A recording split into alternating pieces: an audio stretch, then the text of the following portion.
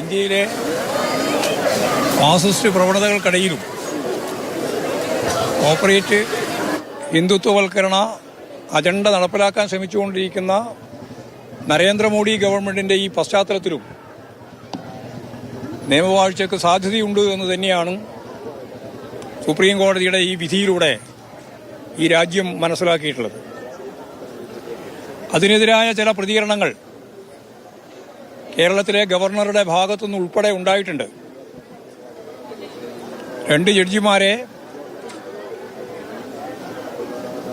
Parliament പാസാക്കിയിട്ടുള്ള ഭരണഘടനാപരമായിട്ടുള്ള നിയമങ്ങൾ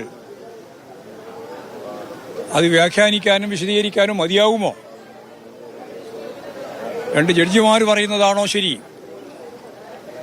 എന്നെല്ലാമുള്ള ചോദ്യങ്ങൾ ഉന്നയിക്കപ്പെട്ടിട്ടുണ്ട്. അതിലേക്കൊന്നും ഞാനിപ്പോൾ കടക്കാൻ ഉദ്ദേശിക്കുന്നില്ല. ഭരണഘടനാപരമാവണം.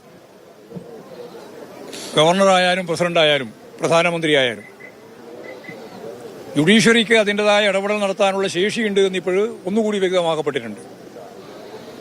ആ സാഹചര്യത്തെ പൂർണ്ണമായിട്ട് അംഗീകരിക്കുകയാണ്. തെറ്റായ രീതിയിൽ കാവ്യവൽക്കരണത്തിൻ്റെ അജണ്ട വെച്ച് ഗവർണർമാരെ ഉപയോഗിക്കാൻ ശ്രമിച്ചിട്ടുള്ള നിലപാടുകൾ നല്ലതുപോലെ തിരുത്തപ്പെടുന്നു എന്നുള്ളതാണ് ഇന്നുണ്ടായിട്ടുള്ള ഏറ്റവും പ്രധാനപ്പെട്ട പ്രത്യേകത. എം വി ഗോവിന്ദൻ മാധ്യമങ്ങളെ കണ്ട് സംസാരിക്കുകയാണ്.